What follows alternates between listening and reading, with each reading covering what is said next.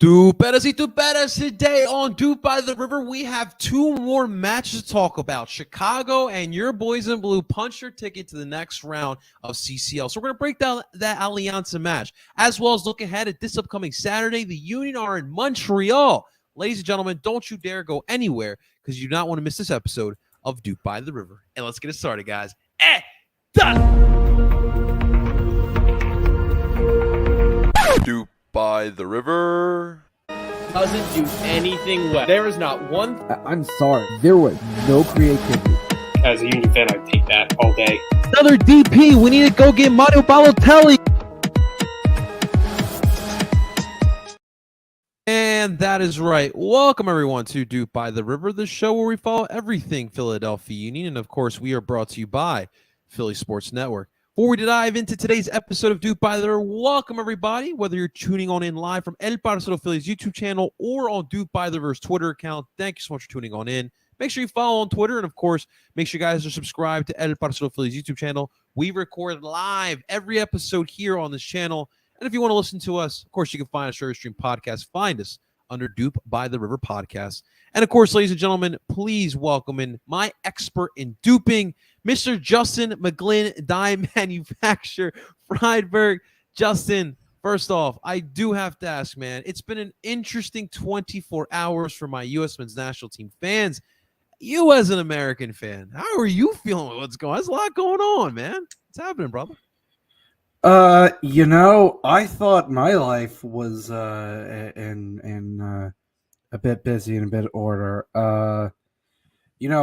God, if the Reynas and Berhalters were such good friends, I hate to know what my good friends have dirt on me. Like God damn, like that's like fucking U.S. soccer don't even have a sporting director and shit's already going down because at the end of the day, whether you're a U.S. men's national team legend or just some Joe Schmo, soccer parent politics rule all. Yes. And none of us can escape it. And you wonder why no one wants to ref soccer because of shit like this. But it's been an interesting 24 hours to go on top of an interesting week or so. But listen, I'm so glad I am not in that circle of Twitter, because I know U.S. soccer Twitter can be a hellscape of which no one really escapes. But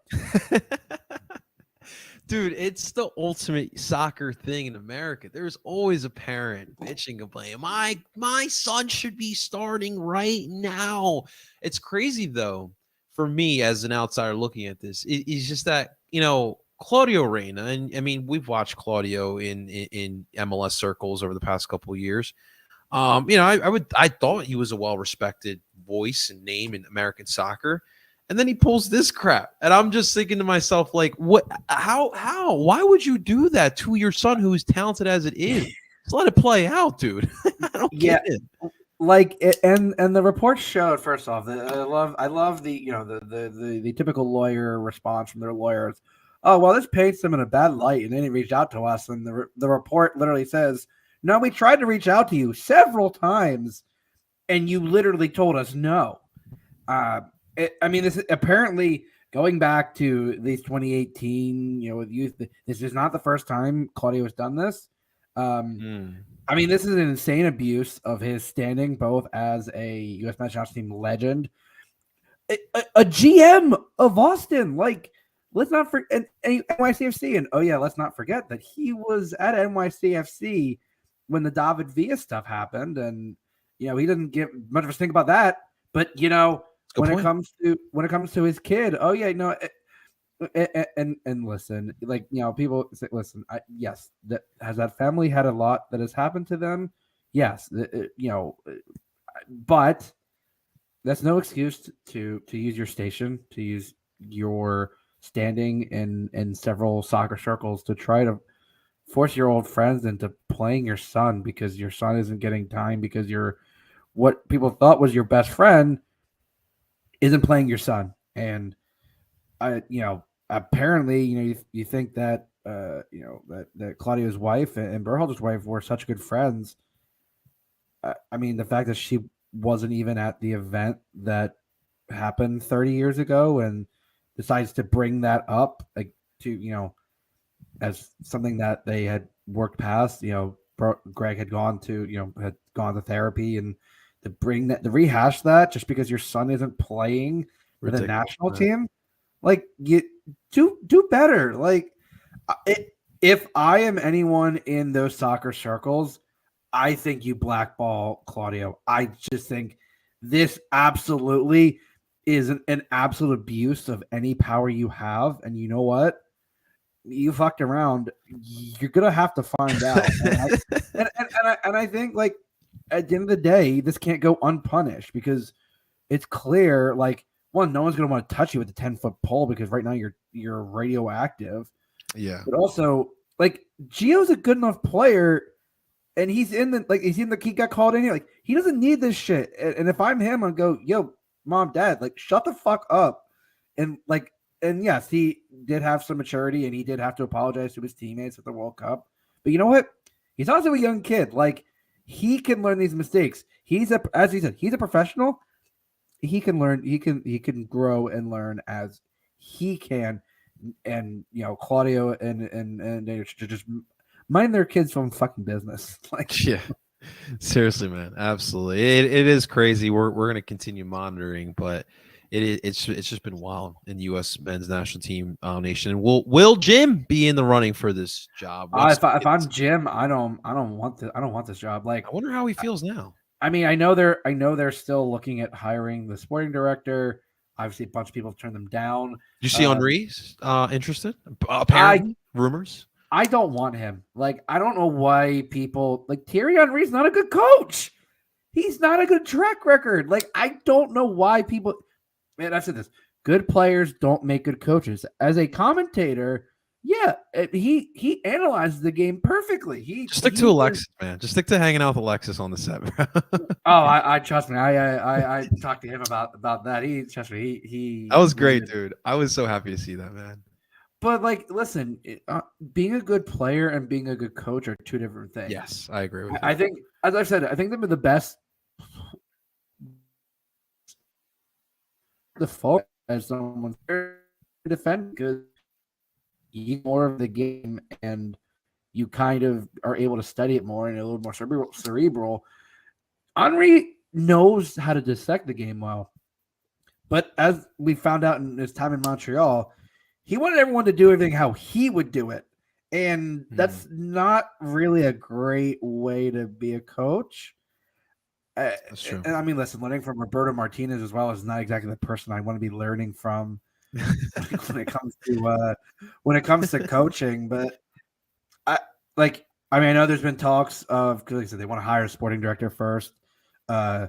Former U.S. men's national team legend and Union center back Gucci Onye his name was tossed around, and you know what? I would.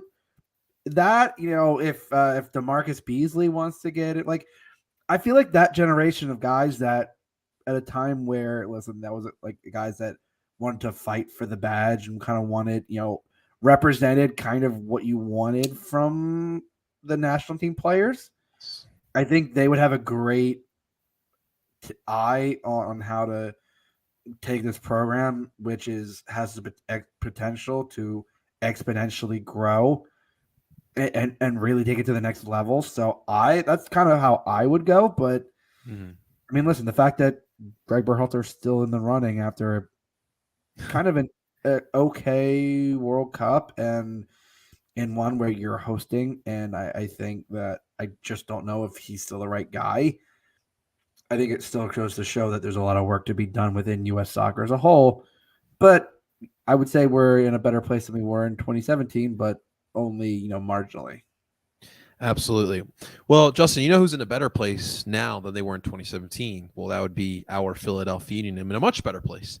So let's talk about some of the action that we missed here. So we'll start a little bit with Saturday.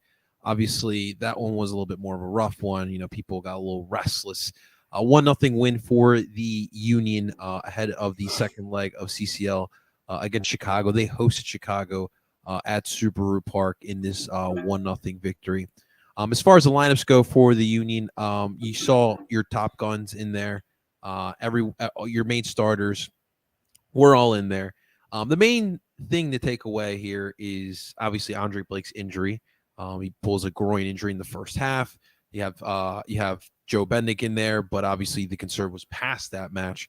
And then, of course, it was not the best performance by the Union, but a lot left to be desired. Fabian Herbers gets a little red card. I'm curious to hear what you got to say about that, Justin. But then you got Kai Kamara with the little injury time in the second half, red card to 10 men, but really was, or 9 men, but really was 10 men.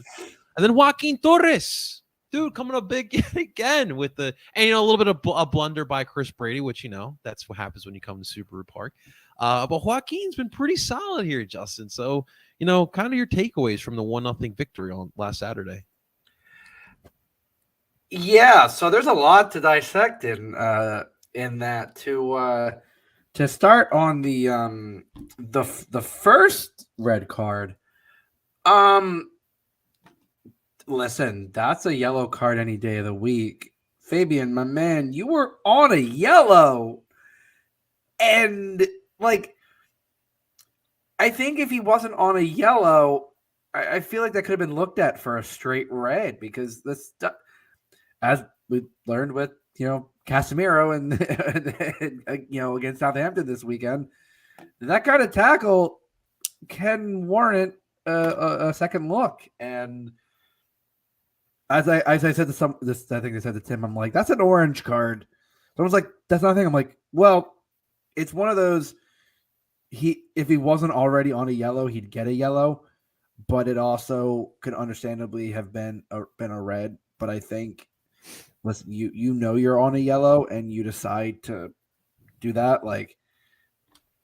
I don't know why him and Casper, both of them, were weirdly aggro again, and for no reason. Casper, that the bleach blondness must have also given him were there steroids in that? Because he seemed angrier. And I'm wouldn't you want to be part of Philly? And said you got to deal. Yeah, but what did the players do? His beef was with Ernst, and I get it, but sure. I don't know. So, but then as Tim and I were talking about, and during that game, I'm like, oh no, I'm they're starting to feel like 2019, and then. The more I thought about it, because listen, what did Chicago have to lose to they hunkered down. They did a low block, and I understand we were up a man, but I think you had you brought on Joaquin Torres, and you had him and Ali essentially in the same spots. And I love Ali, but I would rather have Torres in those advanced spots than him. Daniel Gazdag was trying to get through the middle, and they were packing the box tight. I think the difference between, I say 2019, that Union team and this Union team is good teams find ways to win even when they're not playing well. You look at Arsenal this year. How many times have they not had an amazing game? In fact, had a bad game, and they pull a moment of magic or a sheer luck out of nothing, and they win the game and get 3 points. To the Torres, listen, he squeezed into a pocket of space that I didn't think was there. And you know what? Chris Brady's he was the MLS next goalie last year. You can't blame, listen, he stood on his head for most of the game, but he's also a 19-year-old kid. I don't think you're going to, listen, you can't, I don't think Gaga Slanina was young, but goalies develop differently. And I think that's also why, when you saw Andre go down, you brought in Joe Bendick, because Holden Trent, probably will maybe get some time this year. But bringing a guy into an MLS game as a sub and that kind of opportunity, I think it's something that a veteran is used to. And listen, I was behind that. I'm behind that goal. Unless she host maybe screened him a little bit, and I know that bounced a little weirdly, but that's a howler. That was not a great moment. And listen, sometimes it takes that, and again, Kai Kamara with his 20th team in the MLS at this point, like it's easier to say who he's played for than who he hasn't played for in this league. He's Another like the one of Josh those. McCown of the MLS. He's got Another one of those 11 jerseys. Yeah, another one of those. If he wasn't already on a card, he definitely would have potentially gotten a red, because like that was a bad challenge, and I think he knew what was happening at that point. It was already stoppage time. Like at that point, it didn't really matter. But yeah, listen, it was definitely was not the prettiest of wins. In fact, that was a very ugly win. But you know what? On a cold night too. Yeah, listen, it was freezing. Like So, I 9 that. minutes of injury time in the first half. I mean, and also let's not look at the fact that and thank God Andre's MRI was a grade 1 strain, which is probably 2 to 3 weeks. Yeah, definitely out this Saturday. We're being hopeful for Orlando.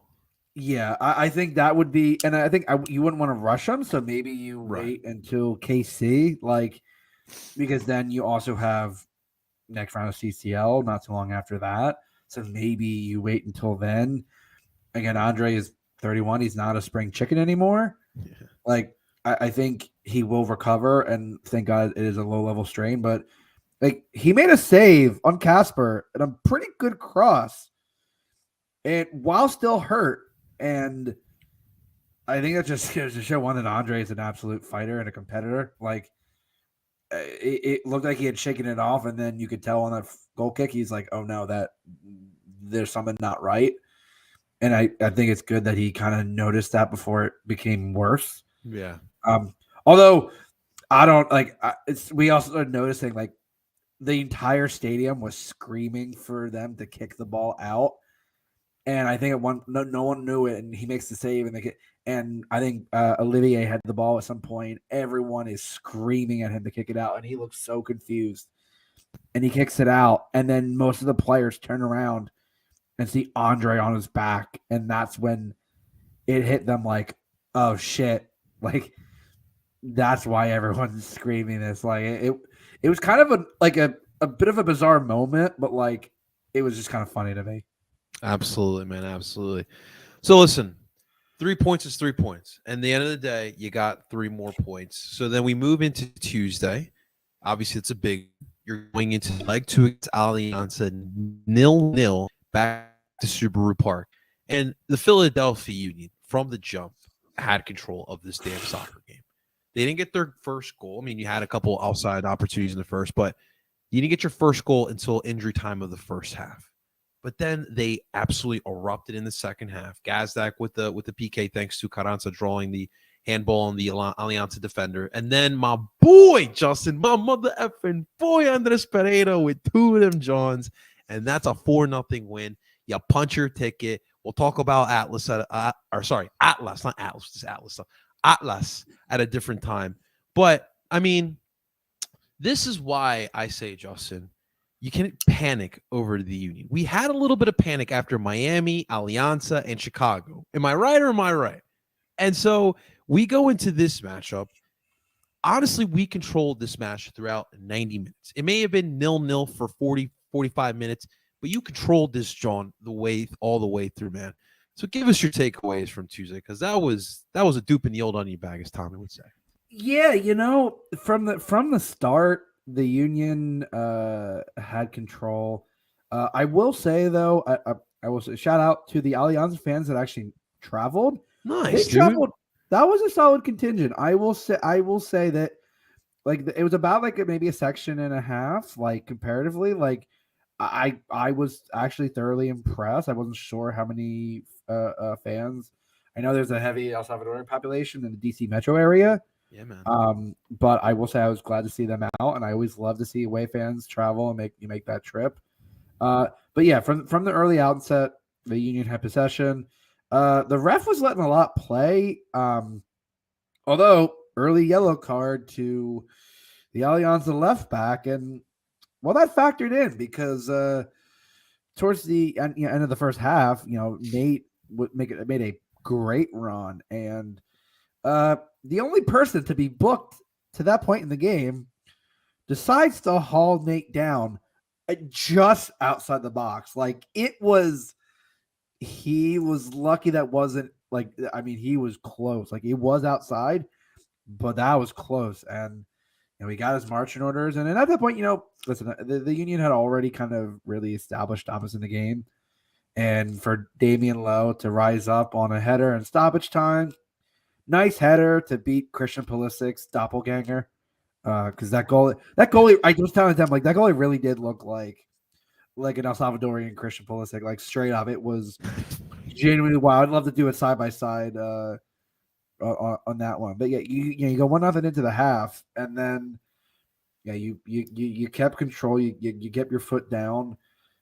Well earned PK. Like I wasn't sure if they had VAR because I know they didn't have it the first leg. So, but it was great use. Daniel Gazdag, which I don't know if you saw, that ball was kind of wobbling because of how windy it was. And let's Andres Pereira. I mean, first of all, again, an insane pass over the top from Jack McGlynn. And then, Quinn squares that. And you can see, if you look at that goal, Quinn is celebrating before that goes in because he knows Andres takes the first touch, settles himself, literally in that takes that moment, taps it down, and just spanks that ball into the lower corner. And then the last one, Mikel Uwan with a great heads-up play to cut it across. It was non-favored right foot and plays a ball perfectly. This is exactly what you brought Pereira in for in the first place, is to make those runs, to be that kind of Ali Bedoya type player and really make a statement. And also, again, Jesus Bueno really making a case for more minutes as El Brujo's back. Like, we joked, like, people, like, I was listening to our friends at Views from the Bridge on my way home today. Yeah. And they mentioned, they're like, oh yeah, Jesus Bueno still plays for this team, because like some people, you like genuinely forgot he was there. And I think this was definitely going to be the season for him to really make a step up. And he did another great job. Like, I think you look at this roster now, and you are starting to see the depth. The gym is starting to rotate well. And again, because you don't have to do a full rotation. Like, we talked about it. We expected some rotation. And obviously, besides Joe Bendick, you had Nate Harriel in there, which was, again, a good job. You had Jack McGlynn in there, and you had Joaquin Torres up top. Like, you rotated enough to where you could still bring in your usual starters later and have them make a difference. And that is a massive, massive help for a team where, let's be honest, like we talked about, up to 55 games this season, this rotation is going to be key. And you're, after a bit of iffy form for a couple games, you come back with a strong result. And if there were ever a time to be coming back into good form, you've certainly picked a team to do that with. Absolutely, man. I think you kind of nailed on the head, and that's rotation. That's like the one thing I like, the one complaint I've seen as well from fans, because I think what it is, Justin, is that Jim's never really been one to rotate a lot, right? And so when we've been successful, you have the same starting 11 match in and match out. And then this year you go in and we have a lot of soccer just to start off the season. The rotation's happening. People are just having question marks. And so that's why you go out and you look into the MLS market, and you go out and you get Joaquin Torres, Damian Lowe, and Andres Pereira. And both three of those players already in the first matchup here in CCL paid off huge dividends. Pereira, fantastic. Joaquin Torres really has helped us in the MLS play, right? Because we need to rely on that depth. And Damian Lowe, we haven't talked about, he looked fantastic on Tuesday and brings up more of the case of we were talking about depth. You're talking about rotation, the 3-back set, which I know that tickles your fancy, Justin. So, give me the 3-5-2 any day of the week, baby. absolutely. And to your point on Bueno, watching Bueno this year and watching him in 21. Remember, we saw a little bit of Jesus Bueno before. I think we even saw him in Montreal, which is funny as it is. When I watched Jesus before getting the match, I saw a guy that was just trying to fit in, just trying to not F up, not make any mistakes, and just be smart. Now, when I see Jesus, I see a guy who belongs, a guy who is comfortable, and a guy who's looking to make some plays. And that is how he's going to continue getting minutes on this squad. Obviously, it's going to be tough to overthrow Bruno Martinez, but as we see, Justin, every single position on this pitch, there is someone right behind them. We still haven't seen Brandon Craig. Now, I don't know how you feel, but I still need to see a little more from Chris Donovan. You feel me? But everywhere you look, you got depth all over the goddamn pitch. Yeah, I think the Chris Donovan thing, I think that's why you're seeing a bit more of Quinn Sullivan. Like I like Chris Donovan, but I think you're kind of starting to see that Quinn definitely has that leg up. And listen, I think, and I do want to bring up, and one of the reasons I think you're needing to see more of Bueno and Pereira is, listen, Brujo's distribution has never been a strong suit, but I've noticed it's been way off this year. Like, there were several moments against Chicago and Alianza where he had some really wayward passes, and against lesser competition, that's not going to impact you. But as we saw in MLS Cup, that can genuinely bite you in the ass. And so I'm hoping that, and I reference our friends at VFTB again, they mentioned they seem to be skipping the midfield. Like, it's going right to Daniel Gazdag, right to the front three, and it's becoming a question of, like, you start to wonder about the distribution from the back, and that's where this rotation has helped at least mitigate that. And I'm hoping that El Brujo, to a point, starts to simplify things and just carries the ball instead of trying these ridiculous outside the foot passes and trying, like, it's a Jameer Montero effect. Yeah, there's times to work on it. There's times to do it, and then there's times definitely where it's like, okay, it's not needed at all. Like, let's ease on that. So, but again, this is the luxury you have when you have this kind of depth. You can rotate and kind of mitigate these concerns. But I still think it's something to at least monitor for the next month or so to see if it trends like this is kind of an anomaly, or we gotta really start worrying about Brujo's passing way more as a liability. And listen, that's a good point. I don't think Jim would shy away from it. I mean, we've seen him start Jack McGlynn. We've seen him go through to a Christmas tree formation. So I definitely trust Jim. I think he's going to do what's best. Listen, give me those 210s. Give me. At least not me that.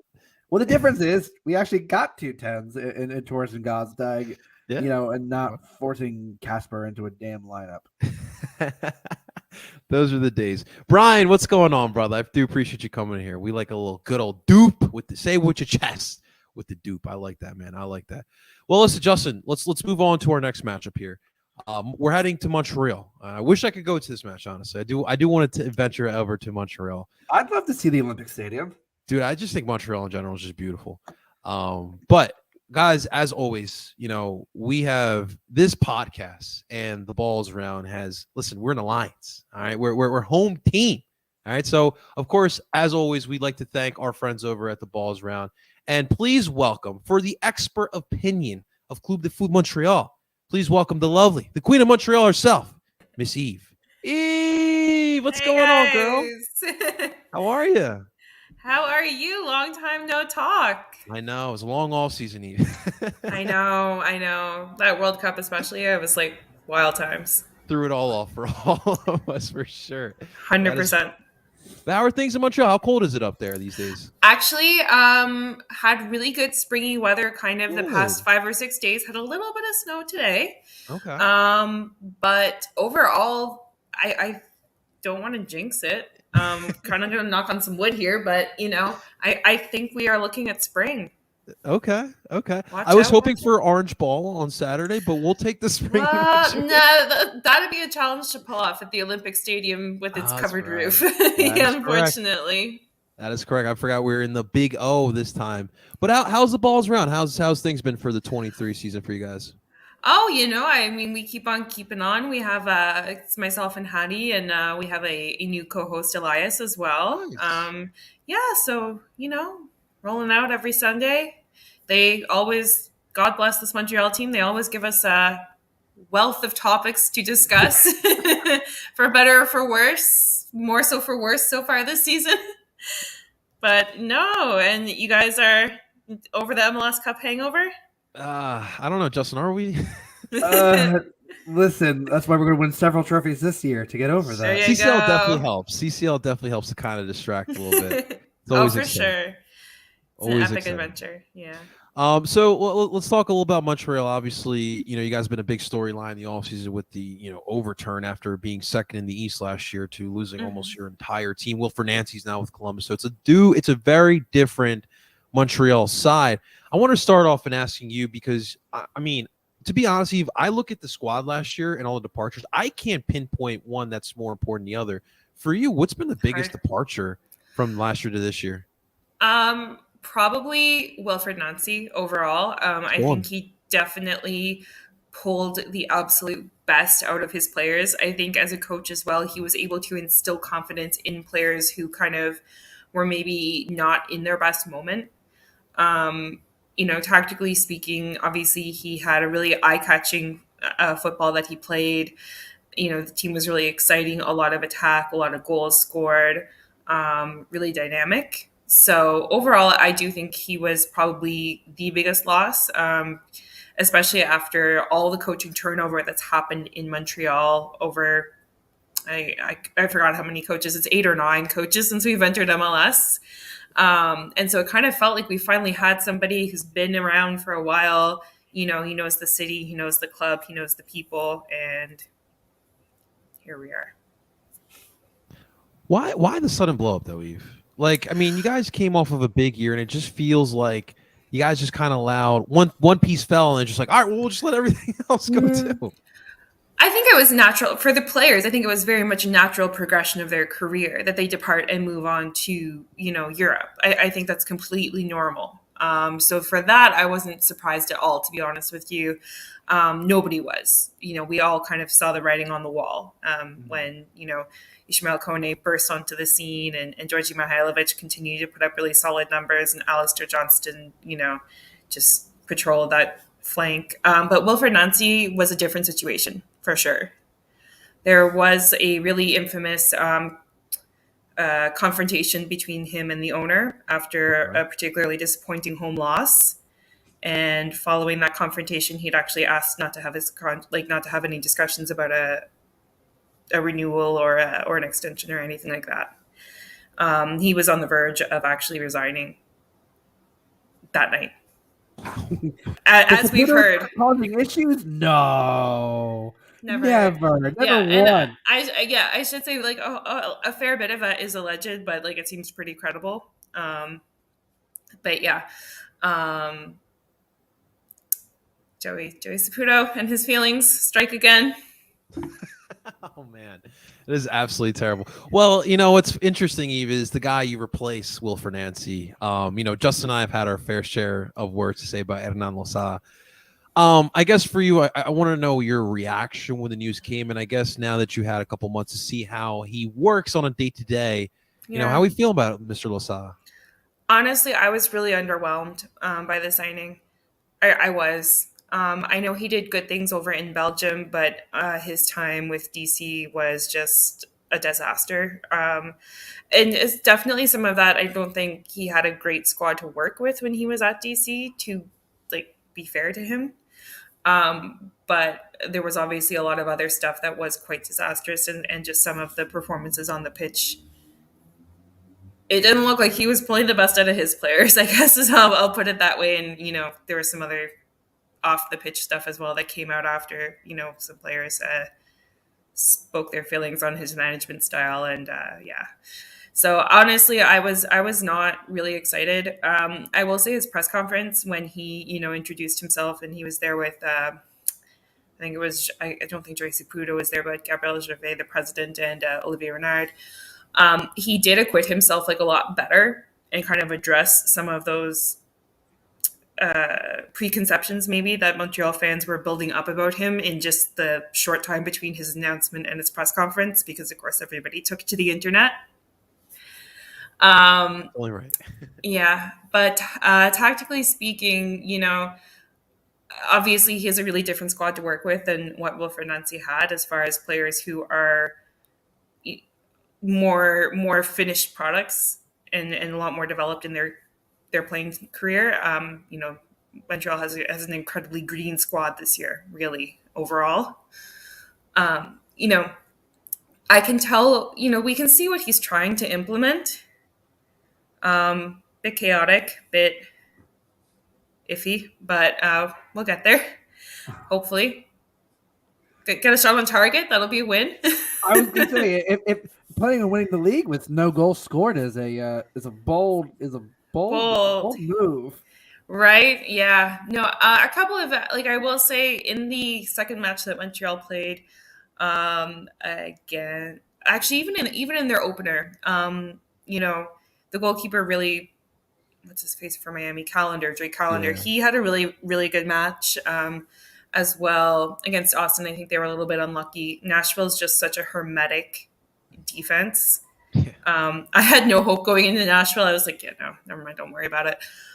We'll just try to get everyone out of this one unscathed, because of course they've also kind of been dropping like flies since the season started. So no goals is it's concerning. It's concerning. I have no other word for it. At least we're not conceding too many goals. That's from what it looks like. No, I will give you that. Of course, Montreal did lose their starting keeper, James Pantemis, in the first season of the match. So that they do have, kind of in a similar situation to Philly. Although, James Pantemis and Andre Blake are not on different levels. I'm completely there for you on that. But neither Montreal nor Philly will be playing their starting goalkeeper come Saturday. So Jonathan Sirois is making his, debut for his club. He's a homegrown player. But honestly, I've thought he's been all right in his performances, especially getting thrown into it so unceremoniously. Okay. So I guess how is Montreal now without Wilfred Nancy in the Hernan Losada era? How are the tactics now? What is the philosophy now? So you can still see kind of elements that do bear a resemblance to the Wilfred Nancy style of play. Against Nashville, I will be honest with you, against Nashville, it seemed very uninspired. However, against Nashville as well, Montreal really did not have a solid midfield because Justin's favorite bastard, Sam Piet, was injured. Get him. Love that ponytail bastard. Yeah, he was injured, so it was Victor Wanyama, Mathieu Choignard who did his best, and he's a very versatile player. And not that he did anything wrong, he just wasn't spectacular. Especially when you have such scary players like Nashville does. And anyway, so they relied a lot on the flanks, like last match in particular, exclusively. Even I would say more so than Wilfred Nancy did. And of course, Aaron Herrera has come in to replace Alistair Johnston, and that's not a bad signing at all, really. But overall, it did look quite uninspired. Definitely a high press. They love it's a very aggressive press that Hernan Losada is trying to put into place. I will say it does sometimes look a bit disorganized in that press. So there is a lot of danger there. Should it not come off successfully, or should they cough the ball back up really quickly? A lot of crosses to no avail, obviously. but a lot of crosses coming in from the flanks under Hernan Lozada. And I would say probably a smidgen less rigid, maybe playing it out of the back from the goalkeeper. Maybe just a shade less committed to that than Wilfred Nancy. Okay. Well, I mean, maybe we'll have Romel Kyoto just go at it with Jakob Glesnes. a nice little brawl there, Justin. I mean, wouldn't be the first time he got into the Union center back. What did he do to Mark? What did he do to Mark in 2020? He elbowed him in the back of the head when. Oh yeah. One of the first seasons of VAR. Yeah. And when you guys were at Red Bull Arena. Yeah. Home away from home. Yeah. Yeah. Not even the Red Bull want to play there, so it's all good. There you go. It's all good. Eve, I don't want to rub salt in the wound, but it's all good. How much do you miss Joaquin? Honestly, I kind of think this was a win for everyone involved. I think it was a win for Montreal. I think it was a win for Joaquin Torres. And I think Jim Curtin is definitely able to get the best out of his players. And so it could very well turn into a win for Philadelphia. Joaquin Torres, I was actually just talking to some other guys from Philly last night. And I said it there and I'll say it here. He started when he made his debut in Montreal. It was like, holy crap. Like we've discovered, Messi's third cousin twice removed or something.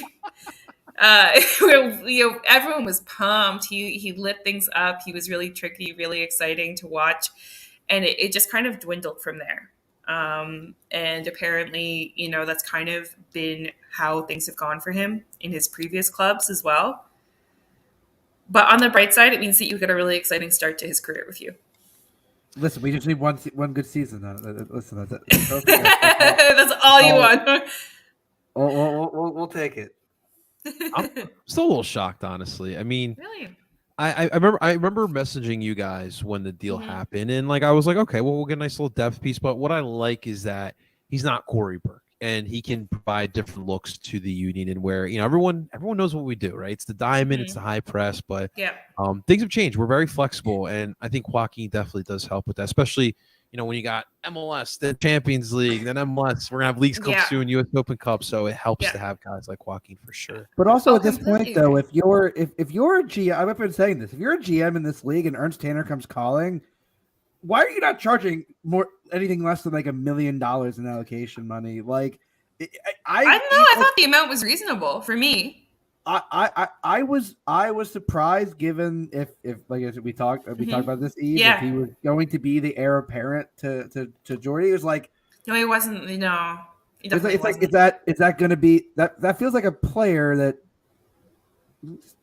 worth. I mean the go again. Allocation money rates in this league are never consistent at this point anymore. Like, completely agree. And so it was like that, and that kind of move. It's like, we talked about it. He is not Corey Burke by any stretch of the imagination, but I think that tactical flexibility, and we saw it, especially with Champions League, especially with this rotation.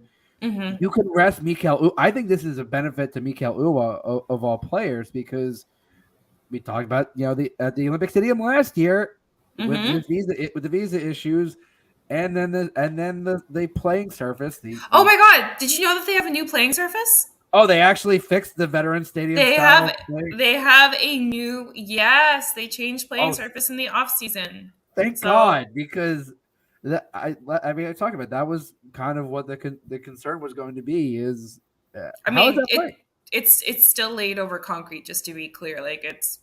Oh, listen, I'm not expecting that much. Okay, I was gonna say, I'm like, there's a limit as to how awesome this is gonna be. Like, temper your expectations, please.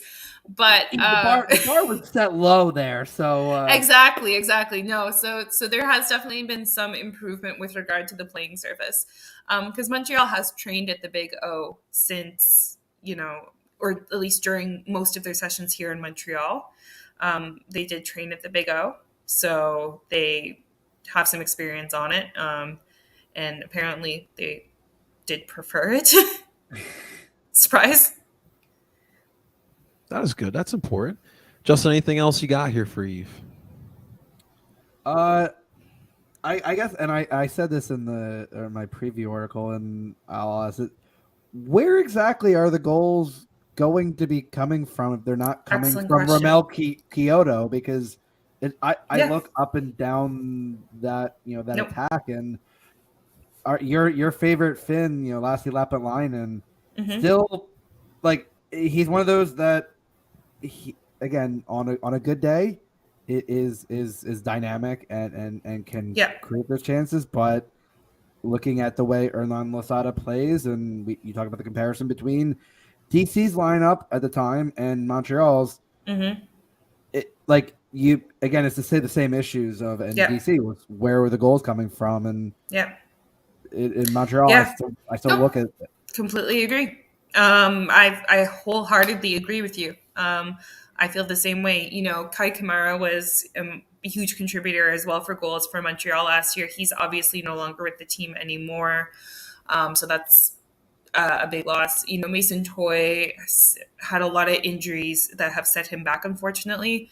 And then, although he did get minutes last season, just kind of he had the worst luck of any human being I've ever seen in front of a goal. Honestly, it was bad. Like I feel terrible for him. I really do, because he's got to be in a rough place right now, and I don't think he has the confidence of Hernan Lazada at this point. And then we have Chinonso Ofor, who's just returned from being on loan in Belgium.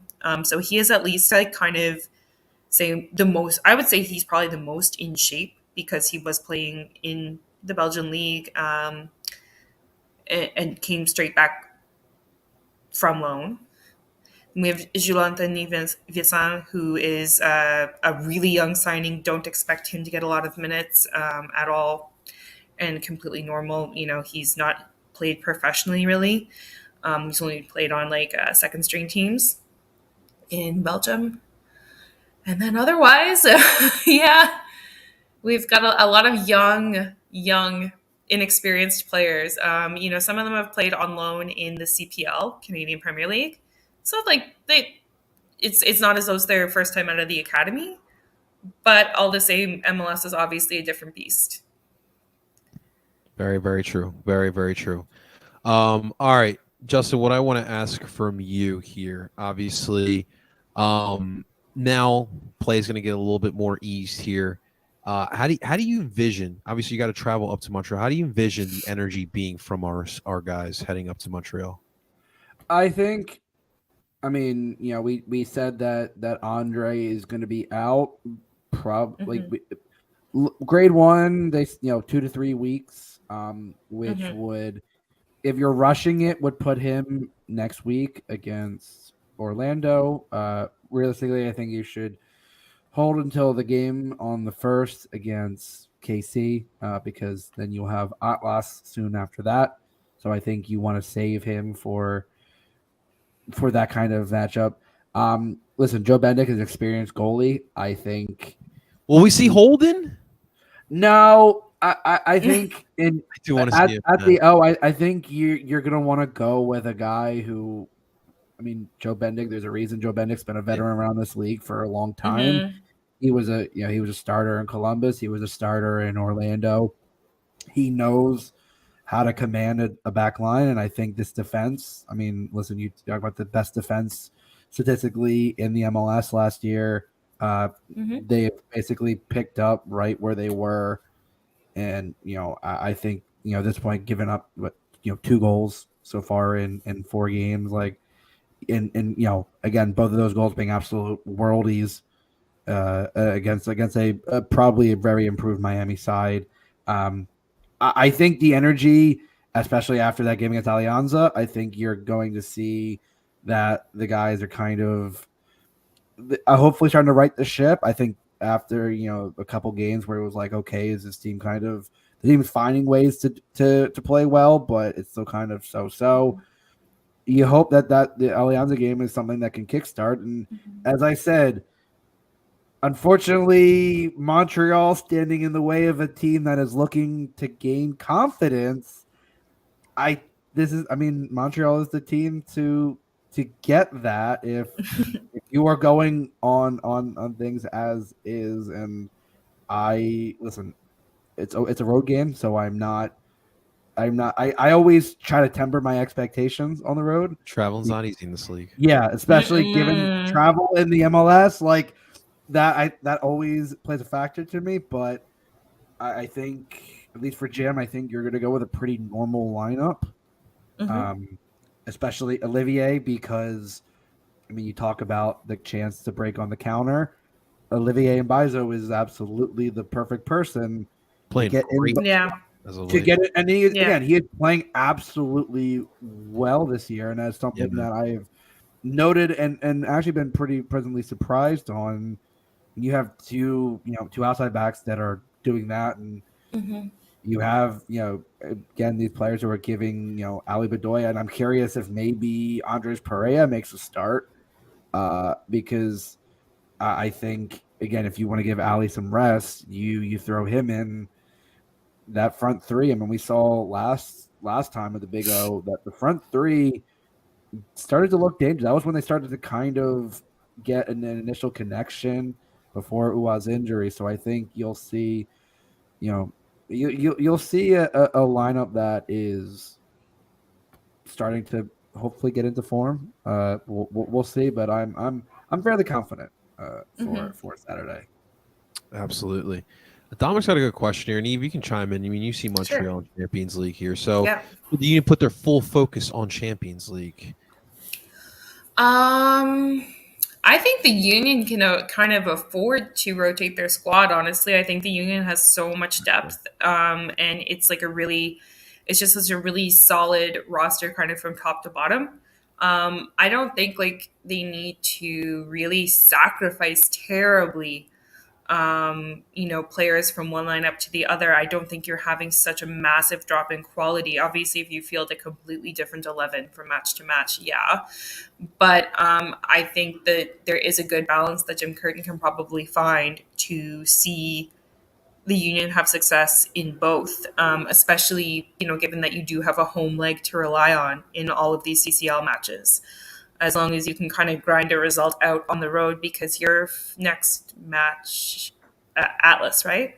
I believe it's at home against Or- Atlas to start, and I think Okay. that is first week of April. Okay, that's too bad that you start at home, because it is better to have your second leg at home for sure. That being said, like I said, as long as you can get a good result at home, get a goal, get a couple of goals ideally, and then just buckle down and grind it out on the road. I don't think like they have to sacrifice. I think they can do. I think they can pull off both. Absolutely. I mean, I think that it's tough because as an athlete, you only know how to go like full throttle and for a match, especially for a match like that. But you like I always say, right now the focus is CCL. That's all the marbles are in that. Yeah. You still need to stay Yeah, afloat like. in MLS play. Yeah, That's but I mean, important. you maybe circle some of those games, like you mentioned KC, for example, like Sporting Kansas City. That's a Western Conference opposition. You're not going to be handing 3 points to a conference foe if you choose to rotate the squad more heavily for that match versus, another league match versus an Eastern Conference rival. So, I mean, you can play with those factors as well a little, I think, and still come out the other side all right. Absolutely, absolutely. And that's a tough challenge for all these teams who have to deal with MLS play in Champions League as well. But let's finish up with our matchup here. Eve, let's start off with some lineups here. What could the lineup look like Saturday night at the Big O? Oh my gosh, who's fit? Let's start with that. So we'll have Who Jonathan. we got here? Yeah. Okay, we're scraping the barrel. So let's see. We got Jonathan Serrois certainly starting in net. Kamal Miller is going to be out injured, so he will not be starting left back. Given the lack of depth right now along the back line with the various injuries coming and going, I think it's going to have to be Robert Thorkelson maybe starting in that position. Then we would have Rudy Camacho and Joel Waterman to his right in the back three. We'd have Lassie Laplainen on the left flank and Aaron Herrera on the right. In the middle, we will have, of course, Victor Wanyama. And there is a rumor that Sam Piet will be back for Saturday. Just for Justin. Just for Justin, exactly. No, for real, for real. He was training off to the side this week, but he is somebody like, if he has to hobble out there on one leg, he'll be out there. So I'm gonna cross my fingers real tight and hope that Sam Piet is out there, not just to ruin Justin's day, but because Montreal is going to need him. And then after that, we would have. I'm just trying to think of like the three we'd throw up top. Romel Kyoto certainly will be obviously up top. I think could be interesting to start him in a tandem with another striker, like either a Mason Toy who doesn't have Lozada's confidence, or even Chinonso Ofor, because like I said, he is realistically in the best shape of all the other attacking options. And underneath them, it's definitely been like a wide open field. No players really seized the creative midfielder position yet. Obviously, massive shoes left to fill by Georgi Mihailovic. Although I think he had a pretty anonymous performance versus Nashville, I still think Sean Rea, a homegrown player, probably does have a look in. Okay. All right. Well, Justin, these get more exciting this year because we really don't know what we're going to be looking at on Saturday. But the one thing for sure, Justin, you can't use the permanent marker this time.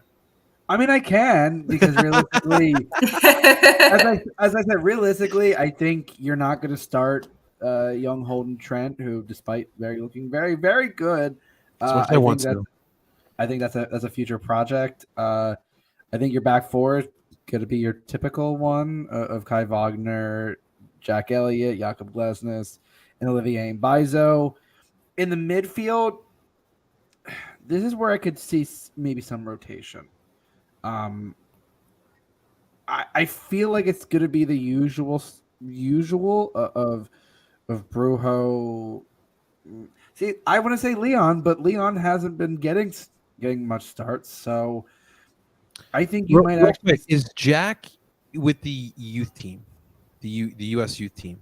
I don't know if you saw that 8 to 9 players possibly out for Orlando. I think that's for the Orlando game. So I'm putting out all the guys who are going to be out.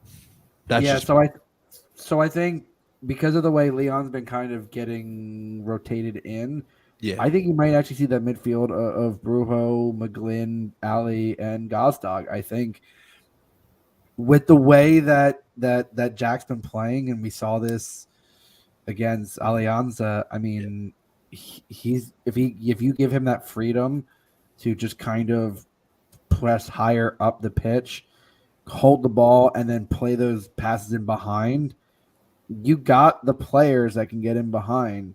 So that's definitely not going to be an issue. And Daniel Gazdag at this point, I mean, he's continuing, like he's just as confident as he was last year. And at this point, it's clear that we may not have him for more than a few seasons. I think maybe even this offseason might be one where people start to look at him, especially as he gets national team time. And then up top, I think you're gonna start with Ua and Carranza. I think you want to get the most out of them, and then coming in, I think then you'll see Quinn Sullivan probably rotated in. Of course, you'll see at this point the Elsinho 2.0 Joaquin Torres will come in and maybe produce a little magic against his former club. Joaquinho, I like it. Joaquinho. I like that. Absolutely. Justin, the money bags, they're definitely going to be coming for Gazdag if he keeps this up. That's for sure. Yeah, no. I think, I mean, at this point, listen, if Chicago was able to get like 17 million out of Aston Villa for Duran on barely a season, Daniel Gazdag is going to fetch some nice money for a solid European side, because at this point he's starting to become a starter and off the bench rotational piece for a very, very growing, hungry side.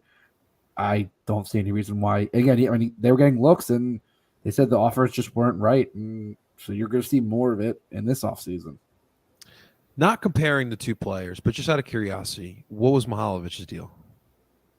What do you mean? What was his deal? Sorry. Like, With What was AZ it, getting what was the fee? Yeah. What was the fee, I'm sorry, yeah. If you remember. no, sorry. Just refresh my memory. Steal. Oh, like Jordy- how much did they get for him? The AZ give up for Jordy It too was much. so it was never officially revealed, but Oh. yeah. No, Montreal is a big fan of the undisclosed fee. They oh, good. actually, I love those. yeah, I know. They actually got more for Ishmael Kone, however, than they did for Georgi Mihailovic, by the looks of things. Georgi Mihailovic, I believe it is around $6 million. Okay. All right. Just out of curiosity. Yeah. All right. Well, with that said, Eve, let's get to the nitty gritty, the prediction time, and of course, as always, a key for the Union to beat Montreal. Alrighty.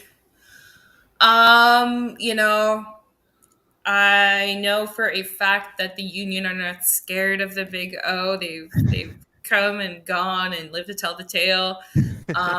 You know, Montreal definitely has a lot of injuries plaguing them right now. And as you guys know, I am the resident pessimist of the pod. And therefore, I am only able. And like, no, but I can back it up with facts. Like, you know, people are injured, stuff's not coming off, where are the goals, blah, blah, blah. So I can back it up. That being said, I am going to call a 2-1 loss. Finally get a goal. Might be an own goal, though. I'm thinking that may be the way it ends up happening. I'm kind of like at my wit's end, you know. We'll putting those crosses from, you know, like, oh god, Montreal put in so many crosses to nobody last match. I'm just thinking like maybe one bounces off an opposition head, you know, errantly. That's kind of like what I'm counting on now, guys. It's bad. And the key for Philly to beat Montreal, I suspect that the midfield will certainly not contain Sam Piet for the whole match. And therefore, I think, you know, Victor Wanyama is probably going to be the only veteran presence in that midfield. So with that being said, you're going to have some probably young and inexperienced players, some players who are still adjusting to the physicality of MLS as well. And so I think that's really where you can win your biggest battle against Montreal. Okay. Battle of the midfield. We love it. Justin, give us that prediction key for the blue and gold. I don't think I'm going to be nearly as confident as Eve on the offensive firepower from Montreal. I still think it's not going to be. It's not even offensive firepower. Oh God. I don't think it's going to be a huge result. I think, despite saying this, that it's I always say road games. I always tend to temper expectations. But again, the Union know how they did it the last time they were in the Big O. I do think, though, that I think that Joaquin Torres is going to get a goal. I'm just going to say it now. It is a very Montreal thing. It would be very. I will say only though. I think it'll only be a 2-0 result. Okay. I think it's going to be one where the Union or. It's they may get an early goal and then as the Union will have to do in the second half the usual rotation in and the way that this team is playing ugly goals tend to be our MO. We have the pretty and we have the ugly. And the key definitely is going to be the battle of the midfield.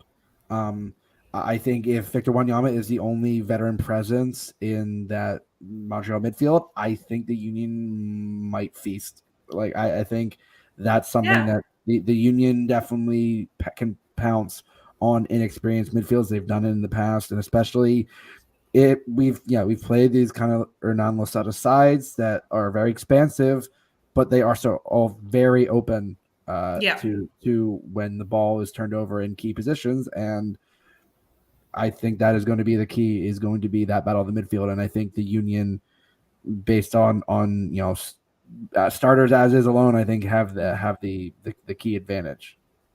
Okay. All right. All right. Well, listen, should be a fun matchup as always with our buddies up in Montreal. Eve, it's always a pleasure having you. Anyone from the Balls Round podcast. So, as always, where can people find the great work of the Balls Round?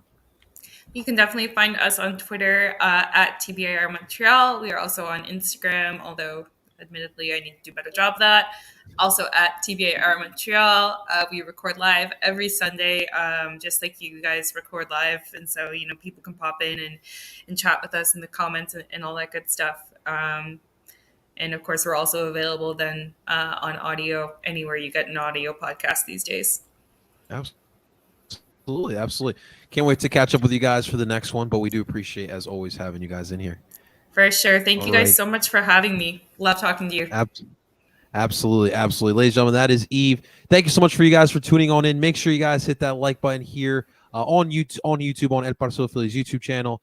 Make sure you guys follow here on Duke by the River's Twitter account. That's going to do it from us here. Make sure you guys stay tuned next week for another episode of Duke by the River.